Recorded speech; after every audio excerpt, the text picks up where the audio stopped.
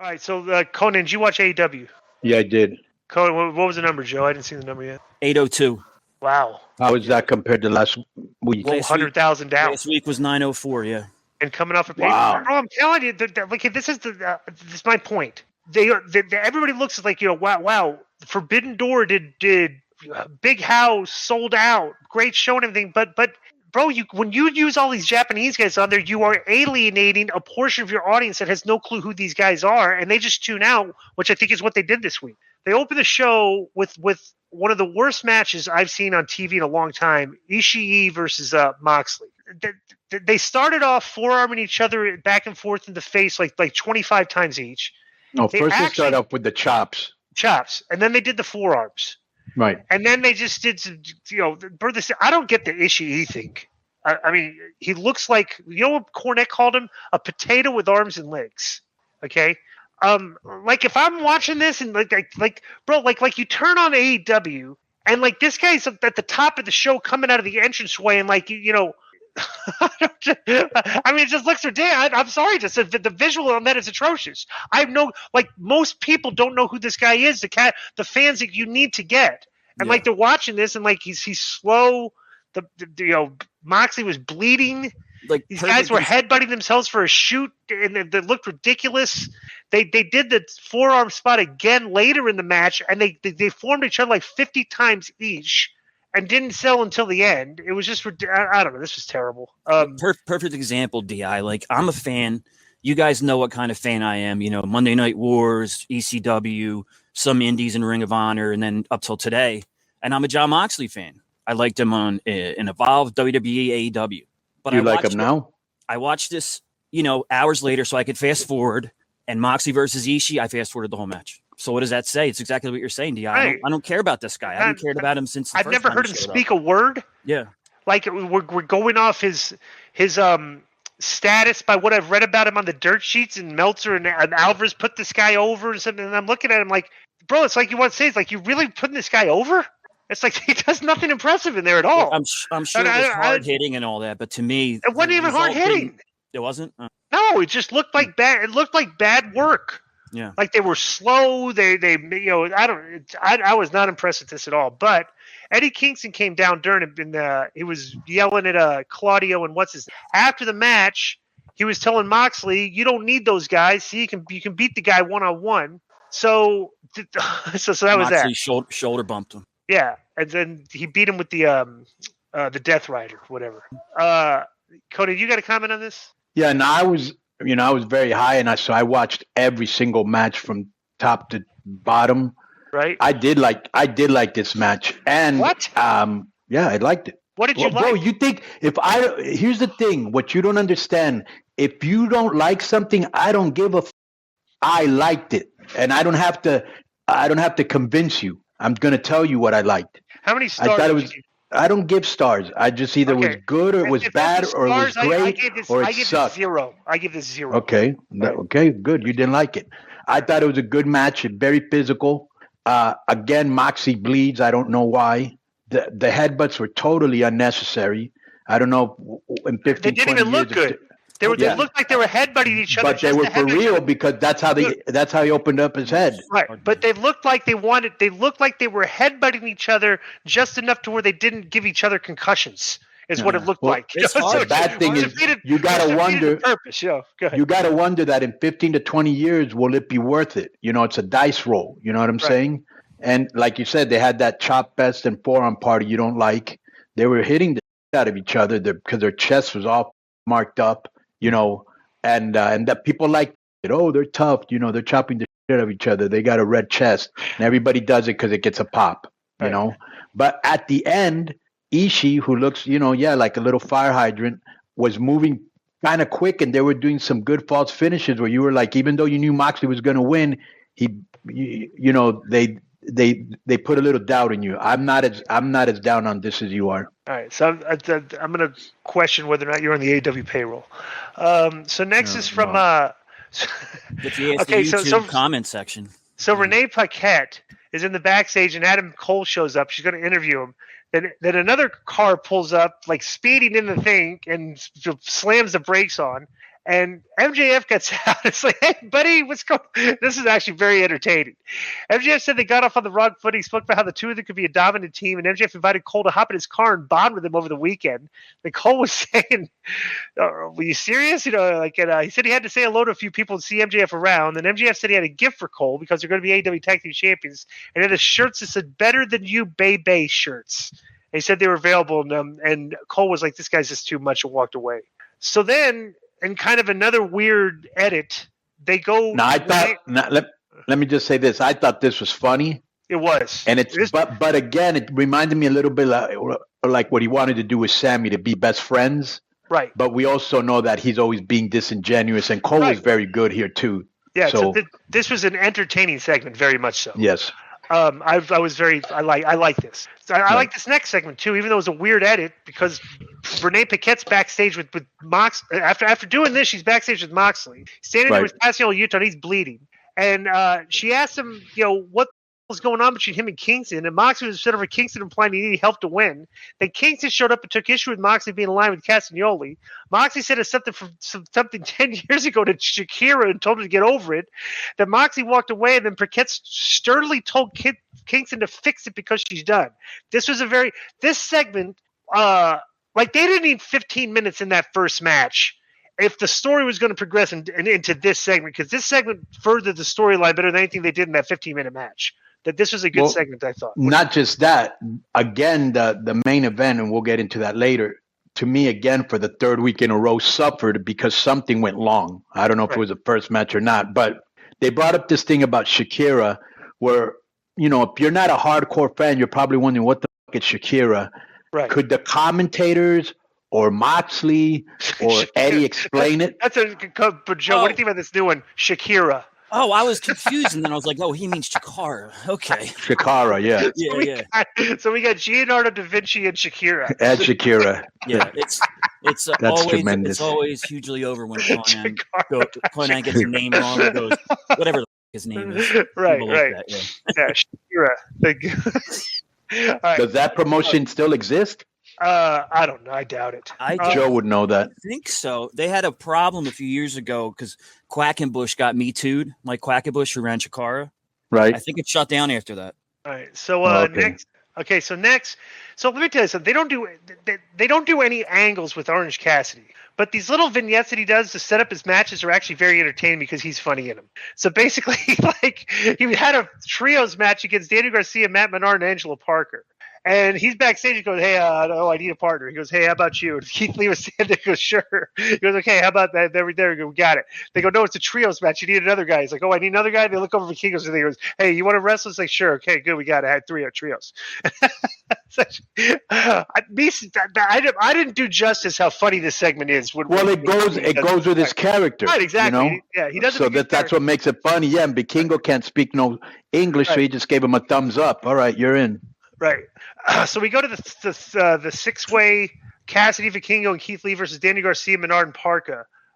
They do a spot that was shot kind of weird because Vikingo. So Keith Lee is outside and he's holding one of the guys in front of him, but you don't know that because they don't show that. They just show Vikingo hitting the ropes, running and diving out of the ring, and there was one of the two guys, the Jericho Appreciation Society guys, got out of the way, but he got so far out of the way that you never even thought he was like being held, like you didn't. Right. So it looked like he was diving on Keith Lee, and you're wondering why is this happening? And he almost crashed because he came up short, and Lee saved him. You know. So I think the spot was supposed to be, because based on what they did after that, he was supposed to catch him. Because the next spot was he grabs him in like the powerbomb spot that he would have caught him in, and he starts slinging him into the other guys like a log. Okay, so I think that it seems like that was supposed to be the spot, and they but they just didn't.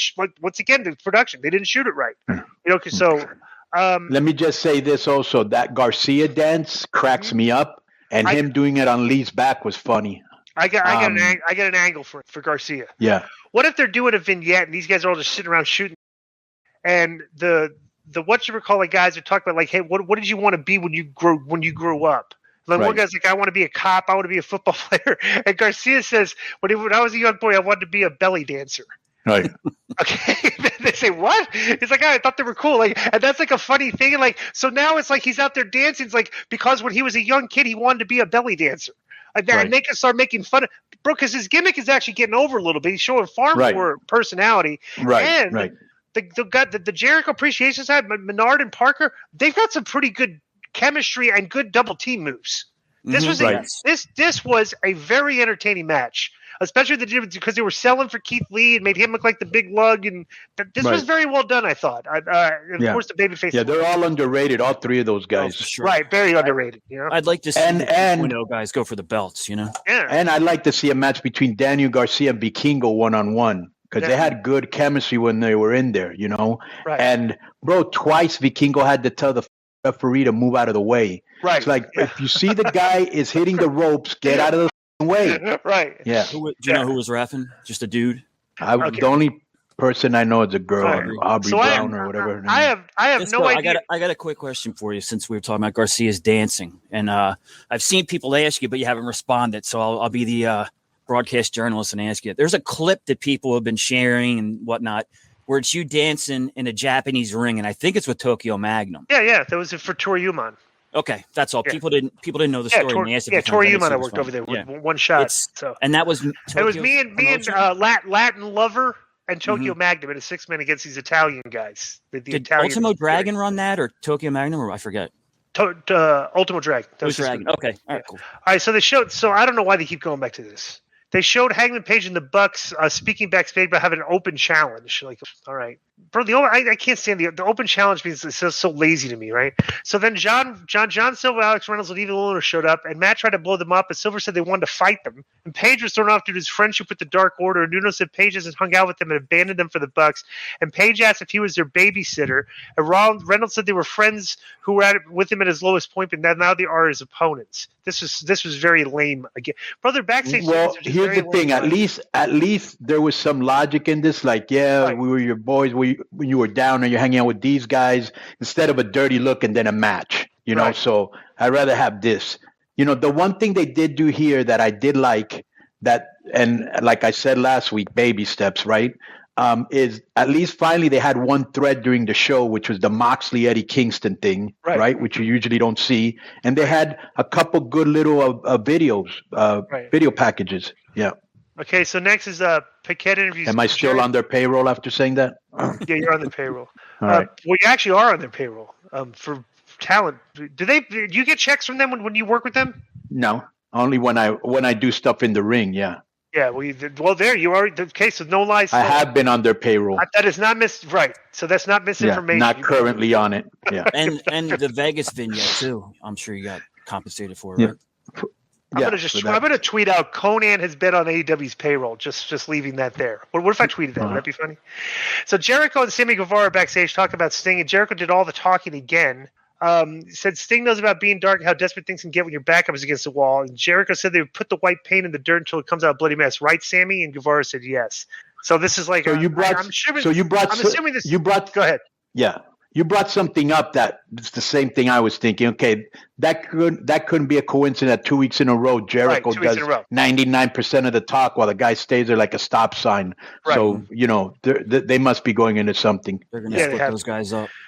So they did the 6-man 14 minutes of basically they hit Silver with the BTE trigger, and Page gives the buckshot lariat to Silver and beats him. And after the match, Page checked on Silver, and then Uno and Reynolds join them. Then the Blackpool Combat members come in, attack the Bucks, and Moxley's a screwdriver on Page. So now we got a guy bleeding again. The second segment was bleeding. The Dark Order just left. Then Takeshita and Don Callis come in the ring. Then Eddie Kingston runs out, but they were all outnumbered. This wasn't a very big beatdown, but they were all laid out for a considerable amount of time while Moxley basically cut a promo over them, talking about they were going to do Blood and Guts on July 19th in Boston. Well, there were a lot of little inner stories told here, which I liked, because it was like, if you remember, Page was kind of hesitant to kind of fight the Dark Order, you know, because he wasn't really mad at them, but they were mad at him and they were ready to fight.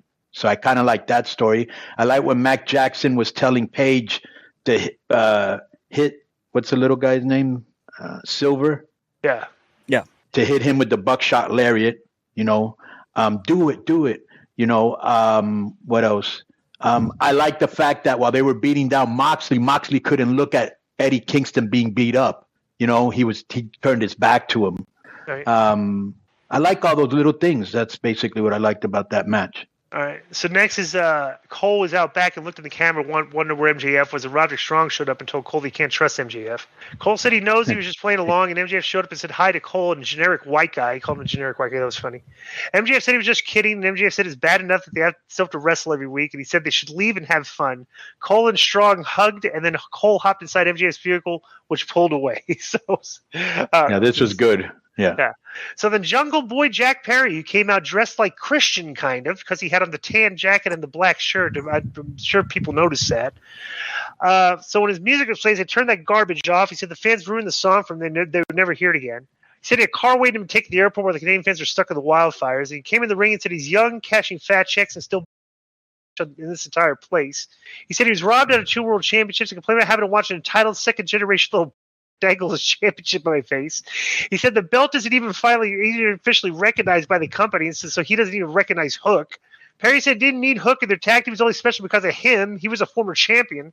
Then Perry barked and told the fans to shut up. Perry said the belt may not be recognized, but he knows what it means to Hook and his family, and then an chant broke out. Perry said they were talking to Taz, and Perry said he hears the fans' chants, and he said, when I get my hands on you, Hook, I'm going to beat the out. And then Hook's music played and came running after him, and Jungle Jack Perry ran away and dove into the back of an SUV and drove him off. And how many times have we said on the show, sometimes you unlock personality, guys, you just have to turn them heel. And right. Jungle Jack Perry showed more personality than he's shown this entire time in this with his first heel promo. What'd you think of this?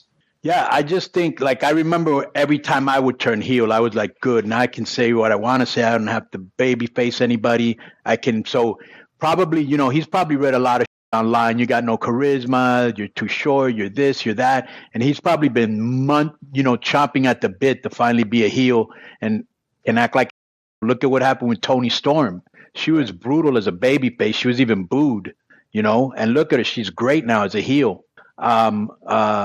So same thing with him. He had some good lines. I'm hanging the around. She should be his valet, by the way, and he just acted like a little, So yeah, good. He's not there yet on the mic where he needs to be, but way better than the babyface. I like this little edge on him. Okay, so next is just real quick. Yeah, I thought he had a lot more. He was showing a lot more confidence, but there's something about his delivery that still sounds like stiff and rehearsed to me. But it's a good start. He's not there yet, but he could get there. He probably will. For sure. Yeah. So Sammy Guevara, since he didn't talk earlier, came out and did his cue card gimmick during the break. Right. I don't know what that video that was. Yeah. The video game came out today. Yeah, so then Ruby Soho wrestles some girl named Alexi Nicole. They beat her and then put an L on her afterwards. And she said her intended opponent was Britt Baker, but Britt was sick. She had Baker's boyfriend didn't even show up for his match at Forbidden Door. Obviously, both of them got sick. Yeah. Soho said Baker's a shell of herself. So the fans shot Baker if she sneezes in the wrong direction. Blah, blah, blah. She said she would take away her chance to become a two-time winner of the Owen Hart Cup. I didn't. She's cut better promos before. This wasn't a very good one, I thought. Yeah, I thought this was a good promo. Yeah. She won the Owen Hart Cup last year? I guess, yeah. Okay. No, the girl, Britt did, and it's a rematch. Okay, so they signed another guy, Johnny Mundo, who's actually Johnny TV now.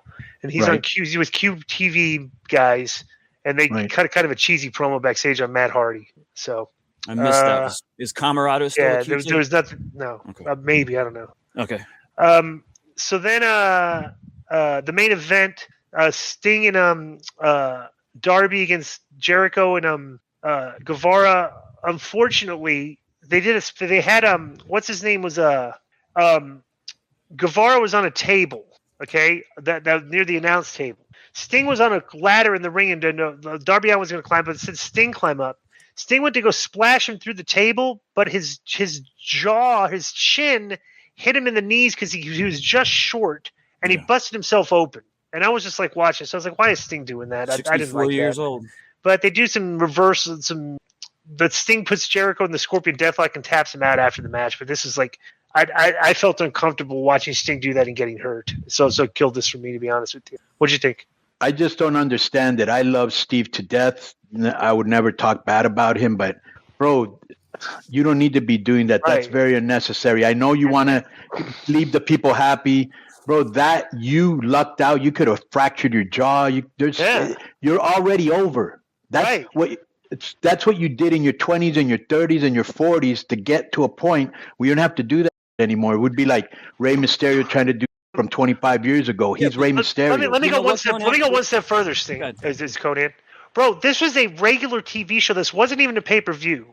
You had Darby and Sammy out there. Those Right. guys, if you wanted to do a risky, ridiculous spot, Let them do it. You have the two most risky guys in the company that were probably willing to do it, but instead Sting did it, and it didn't work out. It didn't come out good.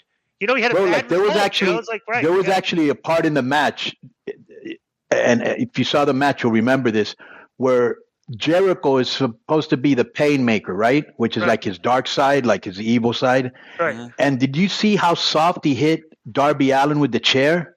Yes. Oh, I'm like, come on, Chris. I The know, camera man. was right there, Yeah. and it's like it's Darby Allin. You know, he likes for you to bring it.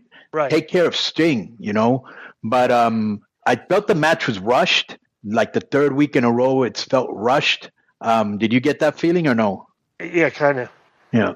The thing about Sting, though, real quick, is that, you know, you say that's what you do when you're in your 20s and 30s. But if you think back to Sting in WCW, he rarely, I don't know if he even did one, maybe one or two, but he didn't do table stuff. He didn't do hardcore. He just didn't do it.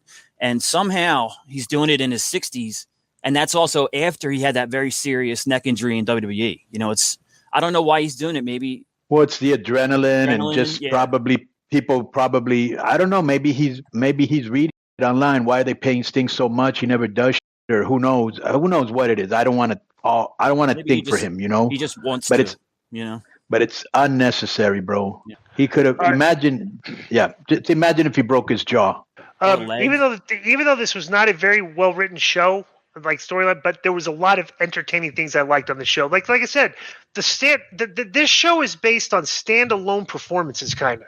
You know, if a guy cuts a good promo or something, but like the angles aren't really there. At least they're telling a story with Eddie and Moxley that's getting kind of interesting. But like the Jungle Boy promo was good.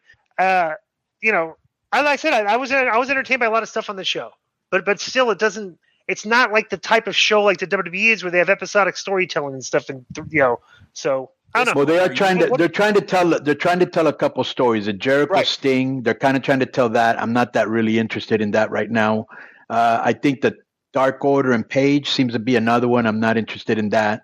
I am interested in Cole and MJF, and I am interested to see if they put Soho or Baker at whatever it's coming next. Right. On Hard Cup. Yeah, and I like Jungle Boy and Hook because I wanted to see how Jungle Boy adapts to the new persona and all that. You know. Yeah. Yeah, I want to see that too. All right, you just put over AEW a little bit. Does that mean you're also potentially on the payroll? No, I liked Jungle Boy's promo. I actually liked that Orange Cassidy match with the Jericho Appreciation Society guys. Yeah, he's really grown on me. And I liked the Eddie Kingston stuff. I was not a fan of a lot of the other. I was not a fan of the girls stuff, and was not a fan of the Sting and Jericho stuff. There, that was troublesome to watch, to be honest with you. So, but that's been our AEW review.